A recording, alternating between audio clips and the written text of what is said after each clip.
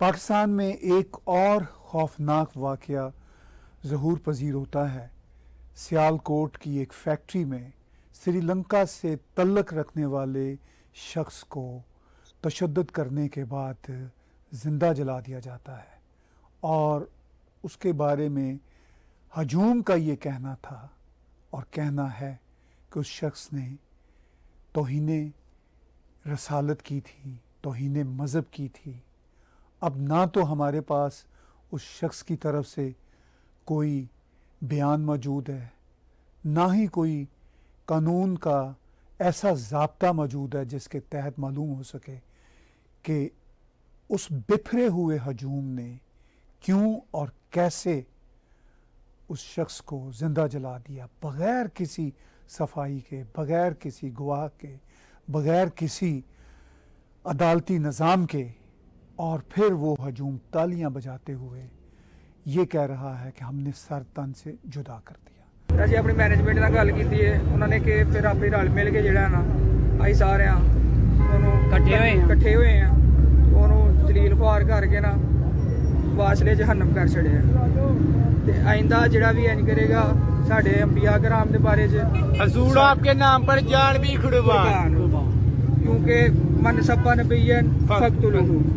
हमारे नबी पाक ने हदीस भी है कि जो भी नबियों की शान में गुस्ताखी करेगा उसका सर तन से जुदा किया जाएगा। और हम ये एहतजाज किया, फिर उसको ना उनका जो नतीजा था उसको हमने इधर जला दिया है।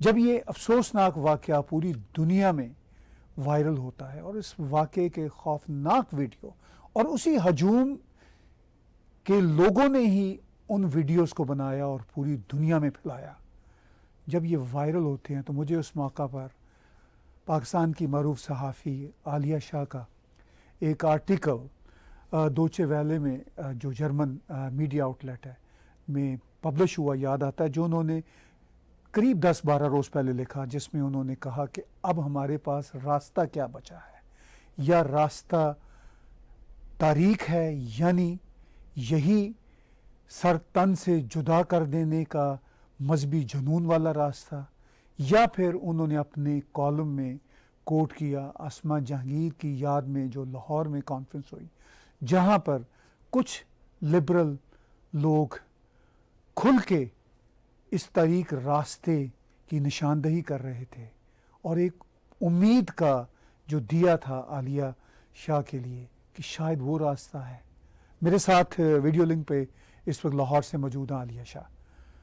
आलिया, वेलकम। बहुत ही दुख भरी सूरत हाल है और मुझे आपका आर्टिकल याद आना वो बिल्कुल एक नेचुरल बात है। वो आपने को 10-12 रोज़ पहले लिखा और गालबन उस आर्टिकल के 2-1 रोज़ बाद 4 सदा पाकिस्तान में ऐसा वाक़या हुआ जब अटैक किया हजूम ने और कहा कि हम एक शख्स जो उस वक्त थाने के की तहवील में था, उन्होंने कहा हमें हमारे हवाले करें, हम उसको ज़िंदा जलाना चाहते हैं। पाकिस्तान में इस नौयत के ये कोई अनोखे वाक़यात नहीं हैं। कोई इंटरनेट हमें बताता है कि 2000 से अब तक 75 के करीब इस तरह की जो एक्स्ट्रा जुडिशल किलिंग्स हैं अवाम ने की हैं, किसी हुकूमती इदारे ने नहीं की। तो आपको अपना आर्टिकल आज इस खौफनाक साने के तनाज़ुर में कैसे रिकॉल होता है?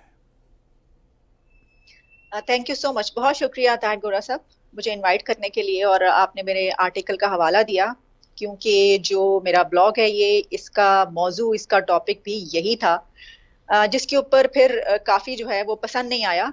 और उसकी वजह ये थी कि मैंने ऐसी ही शिद्दत पसंद ग्रोहों की बात की थी कि जो पाकिस्तान में मौजूद है, और सिर्फ मैंने क्या, मतलब ये कि जो भी एक आंख रखता है देखने की, वो ये समझता है कि इस वक्त हो क्या रहा है और ये हमें किस तरफ लेकर जाएगा।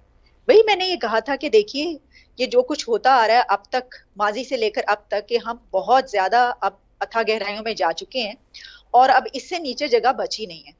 तो इससे पहले कि हमारे पास आगे कोई रास्ता ना रहे, तो कोई रास्ता, एक ऐसा रोशन रास्ता जो कि कभी 70s में हुआ करता था, कहा जाता है, जो हम सुनते आए हैं, पढ़ते आए हैं, अपने बड़ों से सुनते आए हैं कि बड़ा ही एक उस वक्त बहुत एक तरक्की याफ्ता पाकिस्तान हुआ करता था। उस वक्त कोई ये नहीं देखता था कि किसी ने क्या कपड़े पहने हुए, उस वक्त कोई ये नहीं देखता था कि कोई किसी की पर्सनल लाइफ क्या है। उस वक्त बिल्कुल मयारी जिंदगी की और थी, लाइफस्टाइल और था 70s की, जब आप पिक्चर्स भी उठा के देखते हैं सब कुछ। जिहाद करने से पहले की बात है ये। तो मैंने तो यही एक गुजारिश की थी कि जो इस के करता धरता है, यानी जो बनाने वाले हैं, जिनकी जिम्मेदारी है और जो कर सकते हैं, वो ऐसा ही करें कि कोई एक रोशन रास्ता पकड़ लें। लेकिन मुझे ऐसी उम्मीद अब नजर नहीं आ रही कि बजाय इसके कि इसके ऊपर जो है वो बात की जाए, ऐसा नैरेटिव लेकर चला जाए, आगे बढ़ाया जाए। अगर लोगों को ये लगे कि नहीं ये तो हमारे ऊपर अटैक है, ये तो हमला है, तो फिर इसका मतलब ये है कि हम नहीं समझ पा रहे कि हम क्या कर चुके हैं अब तक और हम क्या करने जा रहे हैं। आ जाते हैं जरा उस वाक्य की तरफ। देखिए ये जो वाक्य हुआ, अब इसमें जो वीडियो सामने आई, जो वहां पर आवाजें लगाई जा रही हैं, वो हम जानते हैं कि किस माइंडसेट की हैं।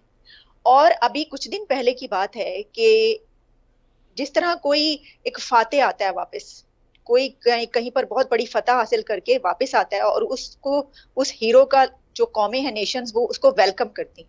बिल्कुल इसी तरीके से जब यहाँ पर टीएलपी वाले जेल से रहा होकर आए, तो हमारी हुकूमत ने, हमारी गवर्नमेंट ने उनको इसी तरीके से वेलकम किया, फूलों के साथ। और पहले कह दिया गया कि जब वो निकलेंगे तो हम उनको बुके लेकर जाएंगे। बुके उनको दिया गया, उनके गले में फूलों के हार डाले गए। पाकिस्तान की सियासी जमातों की जानिब से ही हो रहा है। तो जब आप खुद ही अपने आप को एक ऐसे अंजाम की तरफ ले जा रहे हैं, तो आपको कौन रोक सकता है? दुश्मन को तो आप छोड़ ही दीजिए सर, दुश्मन तो जो करना चाहते हैं, हमने उसके लिए मौका ही नहीं छोड़ा, हम खुद कर रहे हैं अपने साथ ये सब कुछ। हमने देखा कि अब आप इसको कौन करेगा, इसको डिनाई करेगा कि वहां पे जो नारे लगाए हैं वो लब्बैक लब्बैक के नारे हर जगह पे लगते नहीं रहे। मेरा सवाल ये है कि अगर जिस वक्त 9 पुलिस वाले शहीद हुए, और उससे पहले भी, कुछ दिन पहले भी जब उन्होंने फ्रांस के उसमें किया था ये सब कुछ, तो उस वक्त भी कितने पुलिस वालों को उन्होंने मार दिया था।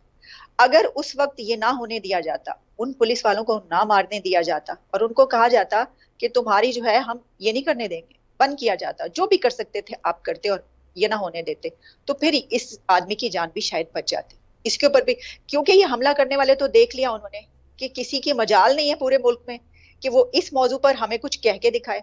अब आप देखिएगा ये जो अभी जाएंगे जेलों में, उनके साथ आहिस्ता आहिस्ता क्या होगा कि उनको बचाने वाले आएंगे और वो कहेंगे कि ये हीरो हैं, ये तो हमारे हीरो हैं, तो इनको आप कैसे पकड़ सकते हैं, इनको आप सजा नहीं दे सकते। फिर हम देखेंगे कि कैसे स्टेट या गवर्नमेंट जो है वो उनको सजा दिलवाती है। आप ये भी देख लीजिएगा कि अभी क्या क्या होने लगा है। कहने का मकसद ये है कि जिस तरह आपने कहा, मैं आपको थोड़ा सा एक दो और भी वाकयात याद कराती चलूं। नौशीन और शहजाद, एक जिनका ताल्लुक क्रिश्चियन कम्युनिटी से था, उनके साथ भी यही किया गया था, जो एक जोड़ा था, और इसी तरीके से उनको मार के भट्टी में फेंक दिया गया था, जला दिया गया था। फिर ये कि मशाल खान की हम बात कर लेते हैं, वो जिसने अगर सोशल मीडिया पे कुछ ऐसा लिखा जिसका कोई सबूत ही नहीं है, उसके साथ क्या किया गया। तो मैं इनके ऊपर इल्जाम नहीं दे रही, मैं ये समझती हूँ कि जिन्होंने ये सब कुछ किया, ये जो ग्रोह है, ये जो आप कह लीजिए कि एक मॉब है, हजूम है, पूरी कौम हजूम बन चुकी है। और पूरी कौम को एक ऐसे माइंडसेट का हजूम बनाने वाले कौन है? जो इस नैरेटिव को आगे लेकर चल रहे हैं, जो ये बना रहे हैं, पैदा कर रहे हैं ये वाला नैरेटिव, और जो माइंडसेट पैदा कर रहे हैं हमारे मदरसों से लेकर और फिर अथॉरिटीज तक, सबका हाथ है इसमें। और आप जानते हैं कि ये जो किया जाता है, जाहिर है कि इसके पीछे कोई ना कोई एजेंडा तो होता है। तो अगर अपने पर्सनल एजेंडास को लेकर चलना है, तो फिर एक पाकिस्तान का एजेंडा तो जाहिर है कि फिर पीछे रह जाएगा ना। फिर मुल्क का जो भी हाल हो उसको आपको फिर देखते रहें आप बैठ के। देखिए आदिया, मैं यहाँ पे आपके आर्टिकल के हवाले से एक और रेफरेंस भी देना चाहूँगा और चाहूँगा कि आप उस पर भी अपनी सूरत हाल बताएं। आपके आर्टिकल के छपने के बाद आपको भी धमकियाँ मिली, हालांकि इंतहाई महज़ब आर्टिकल है, बहुत ही जनरलाइज सिचुएशन के बारे में है, और एक ज़िम्मेदार सहाफ़ी होने के नाते आपने ज़िम्मेदाराना तौर से वो आर्टिकल लिखा है, मगर आपको भी धमकियाँ मिली, और उन धमकियों का नोटिस पाकिस्तान के मरूफ सहाफ़ियों जैसे हामिद मीर साहब या फिर मतीउल्लाह जान साहब ने भी लिया। तो अब सूरत हाल ये है कि इस तरह की जो सिचुएशन है उस पर कमेंट्री करने वाले या उस पर इजहार राय करने वाले आप जैसे सहाफ़ियों को भी तहफ़्फ़ुज़ात का सामना है, यानी आपको धमकियाँ मिलती हैं। तो उसकी सूरत क्या, हमारे व्यूअर्स को ये भी ज़रा बताएं। जी, आपने देखिए, ये तो हम जानते ही हैं, जो इस वक्त फ्रीडम ऑफ स्पीच और फ्रीडम ऑफ एक्सप्रेशन की पाकिस्तान में जो बात की जाती है, आज़ादी इजहार राय, उस पे तो बहुत से सवाल पहले ही खड़े हैं। आप देखें ना कि बाहर से जो ऐसी ऑर्गेनाइजेशंस हैं जो कि इस मामले को देखती हैं, उनकी तरफ से कितनी मर्तबा ये कहा जा चुका है और कि पाकिस्तान में जो सूरत हाल है वो ठीक नहीं है, इसको जो है आप बेहतर करें। हम तो ये सोचते थे कि ये जो हुकूमत है, जाहिर है कि आप ये सोचते हैं कि जो सहाफ़ी हैं, यानी ये कि जो मीडिया है, वो तो उसने इस गवर्नमेंट के बनने में सब में एक बड़ा एक इम्पोर्टेंट रोल रहा, कि जहाँ पे हमने देखा कि धरने भी दिखाए गए, ये सब कुछ हुआ, लेकिन फिर हमने बिल्कुल इससे उलट होते हुए देखा।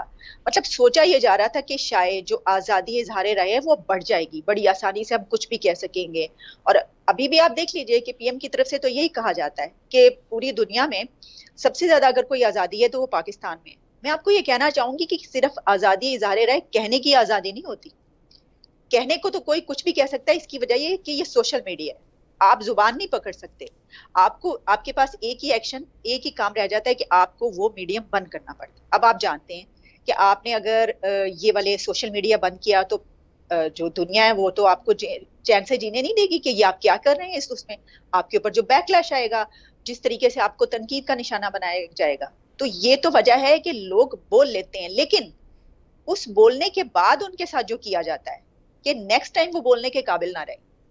असल मसला ये है कि आप उसके बाद उनके साथ करते क्या। आप देखिए कितना अरसा हो गया, ये तो एक बहुत बड़ा प्रॉब्लम है कि अगर आप सोशल मीडिया की बात कर लें या आप जो मेन स्ट्रीम मीडिया उसकी भी बात कर लें, वहां पर कोई भी एंकर, कोई भी सहाफी, कोई भी लिखने वाला जब कोई लिखता है, बोलता है, कुछ करता है, तो उसके सबसे पहले तो उसके खिलाफ जो है, जो हुकूमती या जो अथॉरिटीज की टीम्स हैं वो उसके खिलाफ शुरू होती हैं, और उसको सबसे पहले तो जी गद्दार कह दिया जाता है, फिर उसको इंडियन एजेंट कहा जाता है। ये सब कुछ इसलिए होता है ताकि उसको दबाया जा सके, उसको ये कहा जा सके कि अगर तुमने इसके ऊपर बोलना जारी रखा या लिखना जारी रखा तो तुम्हें जो है वो ये किया जाएगा तुम्हारे साथ, देख लो। तो फिर सोच लो कि इसका आगे अंजाम क्या होगा। देखिए ना, मेरा जो ब्लॉग है, बहुत एक मैं आपको हंसी की बात बताऊं, अभी तक मैंने ये बात नहीं की लेकिन मैं कर रही हूँ। पूरे मेरे ब्लॉग में एक लफ्ज है चुनाव लिखा हुआ, तो उस पर ये कहा गया कि ये चुनाव हिंदी का लफ्ज है, इसलिए उसके ऊपर एतराज हुआ। तो मैं तो मतलब सोच के मुझे, और ये वाली बात करके ही मुझे बड़ी हंसी आती है। देखिए इसका क्या मतलब होता है, इन सारी चीजों का मतलब ये होता है कि ये थ्रेट किया जाता है, ये धमकी दी जाती है। लेकिन आप ये बात याद रखिए कि मैं कोई नई लिखने वाली तो नहीं हूँ, मेरा लिखना और बोलना तो मतलब डेकेड्स हो गए, ठीक है। तो ऐसे लोग कभी भी ना लिखना छोड़ेंगे ना बोलना छोड़ेंगे, और खास तौर पर उन बातों पर जिससे उनको लगता है कि ये पाकिस्तान को तबाही की तरफ लेकर जा रहे हैं। तो इन बातों पे ना हम लिखना छोड़ेंगे और ना ही हम बोलना छोड़ेंगे। हम अभी भी ये कह रहे हैं कि इन मदरसों को, इनके से पैदा होने वाले लोगों को, और फिर यहाँ पर दहशतगर्दी की जंगें लड़ने की वजह से जो पाकिस्तान की सिचुएशन हो चुकी, उससे हम निकल सकते थे। हुकूमतें आई, हम उस इन तमाम चीजों से, लेकिन क्योंकि हमने उस एलिमेंट को यूज करना शुरू कर दिया, और यही वजह है कि आज हम इस पॉइंट पर पहुंच चुके हैं कि अब हमारे सामने कोई राह नजर नहीं आती। देखिए आलिया, ये जो सियालकोट का एक इंतहाई खौफनाक वाक़या हुआ है, और ये हमें याद दिलाता है पिछले वाक़यात की भी। इस वाक़ये पर जो मेरी ऑब्ज़र्वेशन है कि सोशल मीडिया पर पाकिस्तान के अच्छे खासे लोगों की जो राय है वो बड़ी डिफेंसिव है, या वो ये इसको जस्टिफाई भी कर रहे हैं। आपको पाकिस्तान में इस वक्त बैठे हुए सूरत हाल ज़मीनी तौर पर क्या दिखती है? इस पे मैं ये कहूंगी दायर साहब के एक बड़ी तादाद ऐसी भी है लोगों की जो थोड़े से, हम जिसको कहा जाता है कि ये देसी लिबरल है, जिनके ऊपर ये इल्जाम लगाया जाता है ना, उनको ये टैग किया जाता है, उन पे ये हमला किया जाता है। असल में वो एक प्रोग्रेसिव माइंडसेट के लोग हैं। मैं समझती हूँ कि सोशल मीडिया पे काफी लोग ऐसे हैं और वो इसको बहुत जबरदस्त तरीके से कंडेम कर रहे हैं और ये खुलकर इसका इजहार कर रहे हैं। आप मेरी ट्वीट देख लीजिए जाके, आप सोशल मीडिया पे जो बाकी दीगर ऐसे लोगों ने लिखा है उसमें देखिए कि उसमें पिन पॉइंट किया गया है। क्योंकि अब ये नहीं होगा, अब ऐसा नहीं होगा, अब ये वो दौर नहीं रहा कि आप थके छुपे अल्फाज में बात करें और आप कहेंगे देखें ना उन्होंने ये कर दिया, देखें ना इन्होंने ये किया, इसमें ये रहा, इसमें ये। अब तो नाम लेकर बात की जाती है ना, जिस तरह नाम लेकर धमकियां दी जाती है, नाम लेकर हमले की, उसी तरीके से अब जाहिर है कि 2021 में आप बैठे हैं, हर कोई सब कुछ जानता है, बच्चे बच्चे को पता है कि किस चीज की क्या हकीकत है, जो मामला पाकिस्तान का है और जिस तरीके से यहाँ पर शिद्दत पसंदी आई। शिद्दत पसंदी का तो पास से लेकर अब तक हिस्ट्री सब जानते हैं, कौन नहीं जानता, ज़ियाउल हक के दौर से लेकर अब तक। तो जाहिर है कि जब सबको सब कुछ पता है, तो फिर अब ये नहीं होता कि वो चुप रहे। मेरा ये ख्याल है कि एक बहुत बड़ा एक मैं समझती हूँ कि चंक ऐसा है जो इसको इस तरीके से देख रहे हैं, और जो डिफेंसिव आपने कहा लोग हो रहे हैं, या ये कि जो लोग इसके खिलाफ बात करते हैं कि तुम लोग जो है वो अपने ही खिलाफ बोलते हो, अपने ही उसके खिलाफ बोलते हो, ऐसे क्यों कर रहे हो, इस तरह ना करो। और फिर ये कि लब्बैक के नारे लगाएं, या फिर ये कि जो मदरसा एक माइंडसेट है, या आप समझते हैं कि जो एक फंडामेंटलिज्म पाकिस्तान में मौजूद है, उनको कंडेम करने और उनको काउंटर करने के लिए काफी लोग ऐसा कर रहे हैं, अपनी जान की परवाह किए बगैर, अपनी किसी ऐसी चीज की परवाह किए बगैर कि इसके बाद, क्योंकि देखिए आप भी जानते हैं ताहिर साहब, ये सिर्फ ये मामला नहीं है कि इसमें क्या होता है कि एक तरफ आप किसकी दुश्मनी लेते हैं, आप हुकूमती अथॉरिटीज की कि आपने अच्छा हुकूमत को किया, आप रियासत की लेते हैं कि अच्छा आपने रियासत को के ऊपर जो है वो उनको चैलेंज किया, और फिर तीसरी तरफ उस फंडामेंटलिस्ट माइंडसेट की जो कहते हैं कि उनका तो काम ही सिर्फ ये है कि जो सर तन से जुदा का नारा। लेकिन फिर भी मैं समझती हूँ कि अभी भी काफी बहादुरी से लोग काम कर रहे हैं और करते रहेंगे। इसमें ज्यादा होते जाएंगे, ये कमी नहीं आएगी। लेकिन ये बात आप बिल्कुल ठीक कह रहे हैं कि बहुत मुश्किलात का सामना तो होता है इस सिलसिले में। देखिए, आप हों और आप जैसे जो दोस्त हैं जो वहाँ पे बैठे हुए हैं, जो इस तरह के जाहिलाना माइंडसेट को काउंटर कर रहे हैं, चैलेंज कर रहे हैं, हम उनको खराज तहसीन पेश करते हैं।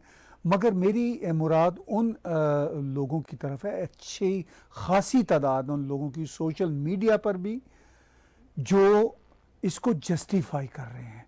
तो आप जैसे जो एक अच्छी परसेंटेज है मैं समझता हूँ, मगर उनकी तो बहुत बड़ी परसेंटेज है जो उसको जस्टिफाई कर रहे हैं। कैसे काउंटर कर पाएंगे? आपने सही कहा, उनकी तो बहुत बड़ी तादाद है। ये तो आप देख लीजिए ना, अगर इस तरह देखेंगे तो फिर तो आप ये कहेंगे कि एक समंदर है और एक कतरा है, बस यही फिर मामला होगा।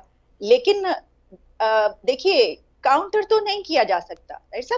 काउंटर करने के तो तरीके हम इनके पास नहीं है, यानी सहाफियों का या ये कि एक्टिविस्ट जो हैं या मीडिया का काम ये नहीं है कि इनका काम तो ये है कि जो सच है, जो हकीकत है वो बताई जाए और वो बोली जाए कि भाई ये हुआ है, वहां पर ये वाले नारे लगे हैं, ये लोग हैं और इन लोगों के साथ आपने इस तरीके से इनको शेल्टर दिया।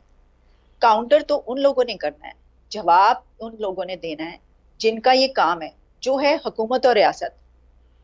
और उनका हमें कहीं पे नजर नहीं आ रहा कि मैंने आपको बता दिया कि किस तरीके से फूलों की बारिश की जाती है। आपको याद होगा कुछ अर्सा पहले जब वो हुई थी मुमताज कादरी की बात, उस दौरान भी किस तरह फूलों की पत्तियां निछावर की गई थी, आप जानते हैं अच्छे तरीके से।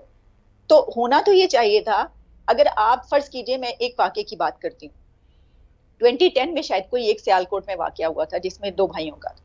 तो मैं ये सोच रही थी कि वो वाला वाकया अगर हुआ था तो तब से लेकर अब तक फर्क ही आना चाहिए था कि अब हम क्योंकि इस डेकेड में दाखिल हो चुके हैं जिसमें कि हम कहते हैं स्पेस इरा है, हम कहते हैं टेक्नोलॉजी का इरा है, हम कहते हैं कि ये जो है ये मार्स पर जाने की बात हो रही है, सब बातें हो रही है, ठीक है। लेकिन हम उससे भी पीछे चले गए, वाकयात बढ़ते चले जा रहे हैं। और अब तो लोग खुलेआम, पहले तो शायद भाग जाते हो ये करके, अब तो खुलेआम खड़े रहते हैं। और आपने देखा होगा इस वाकये में सेल्फीज बनाई हैं, वो सेल्फियां बना रहे हैं और वहां पे जब मीडिया पहुंचा है तो वो मुझसे बात करें और कह रहे हैं कि हाँ हमने ये किया क्योंकि वो सही किया हमने, क्योंकि आपने उनको देखें जब कोई खुदकुश जाता है जैकेट पहन के फटने के लिए तो उसको अपनी जिंदगी का डर क्यों नहीं होता कि मेरी चली जाएगी, मुझे मैं मर जाऊंगा। वो इसलिए कि उनके तो जहन में ये सब कुछ पढ़ाया जाता है, यही तो बताया गया है।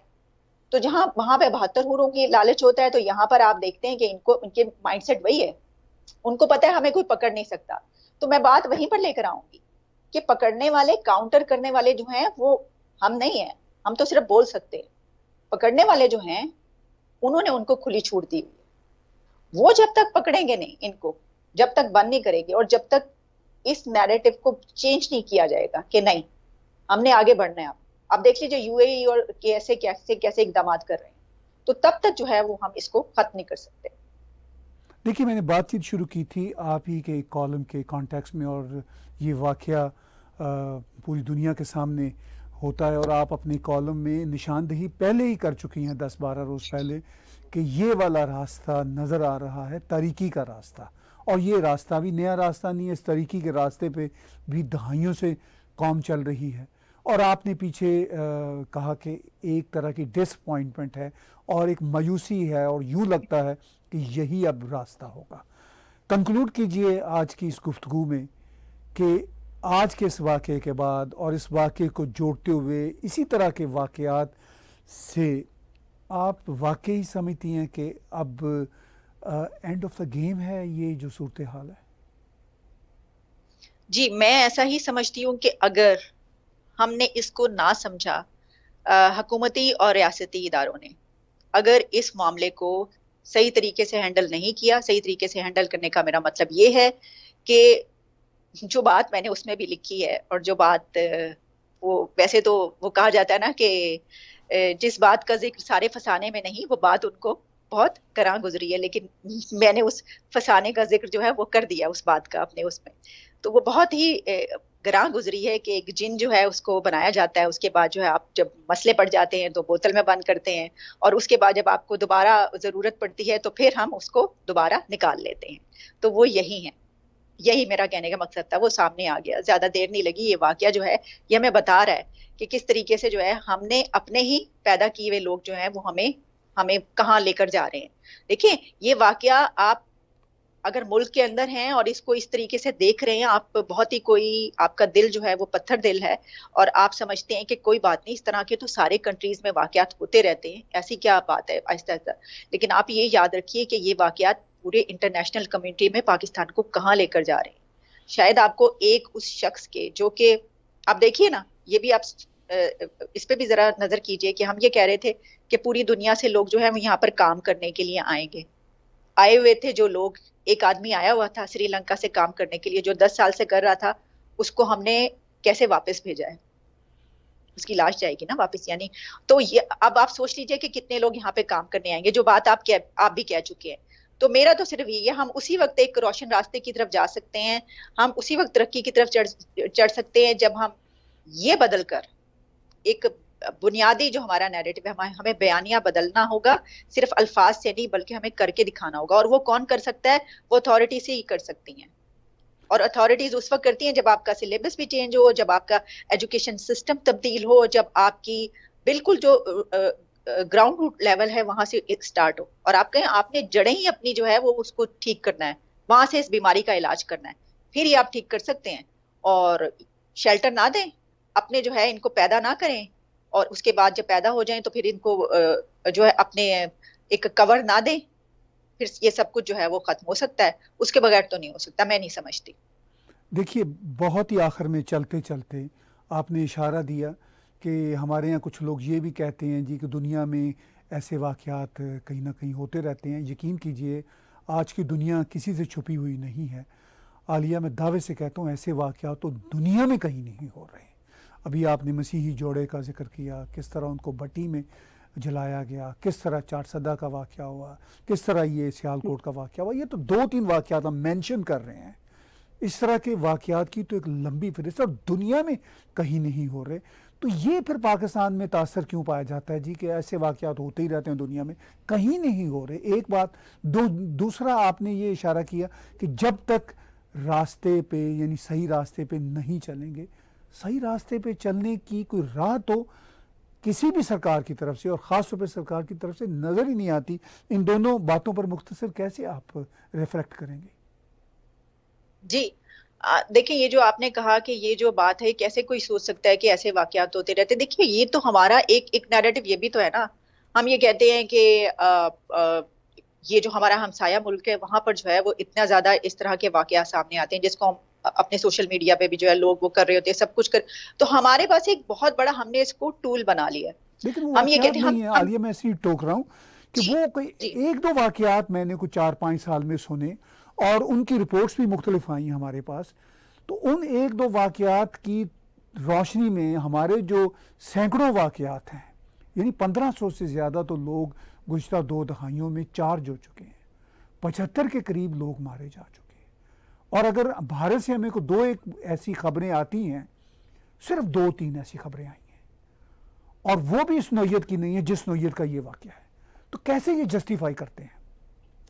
ताहिर साहब, मैं सिर्फ भारत की बात नहीं कर रही जी। आप जरा यहाँ पे ये भी बात की जाती है, अमेरिका में तो खवातीन के साथ ये कुछ होता है।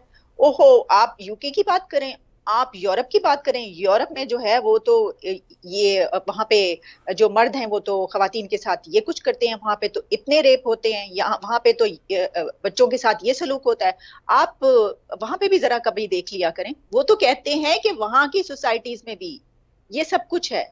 जब वो कहने पे आते हैं इस बात को, तो वो तो ये कहते हैं। मैं सिर्फ भारत की बात नहीं कर रही, भारत तो एक टूल है ना, कि भाई हम कहते हैं यहाँ का हमेशा से हुकूमती और रियासती टूल ये रहा है ना, कि आपने जिसको जो कहना आप कहते हैं जी ये तो गद्दार है, ये तो ये एजेंट है, आप ये कह देते हैं। वो तो आप छोड़ ही दीजिए, वो तो एक दुश्मन उसका मामला है ना, उसको तो हम इस तरीके से लेते हैं जो हुकूमतें और वो रियासत। मैं तो कह रही हूँ कि बाकी जो यूरोपियन कंट्रीज हैं, आप अमेरिका, यूके, इन कंट्रीज की बात कर लीजिए, उनके मुतालिक भी ये कहा जाता है कि फर्ज कीजिए जिस तरह अभी पिछले दिनों एक डिबेट चल रही थी खवातीन के लिबास के हवाले से, आप जानते हैं कि पीएम की तरफ से कुछ ऐसी स्टेटमेंट्स आई जिनको बाहर के उसमें भी शाया हुई जब वो कि जी ये क्या कह दिया, जो अगर कोई लड़की जीन्स पहन लेती है या कुछ ऐसा कर लेती है तो उसकी वजह से क्या रेप होता है। तो इसके ऊपर बहुत मर्तबा हमें ये जवाब सोशल मीडिया पे सुनने को मिलता है कि ये ज्यादा लिबरल बनने की जरूरत नहीं है, ये वाकयात वहां पर भी होते हैं। और फिर बाकायदा पता नहीं कहाँ से वो प्रूफ लाने की कोशिश की जाती है अजीब व गरीब किस्म की, कि ये देखिए वहां पर ये हुआ था, ये देखिए वहां पर ये हुआ था।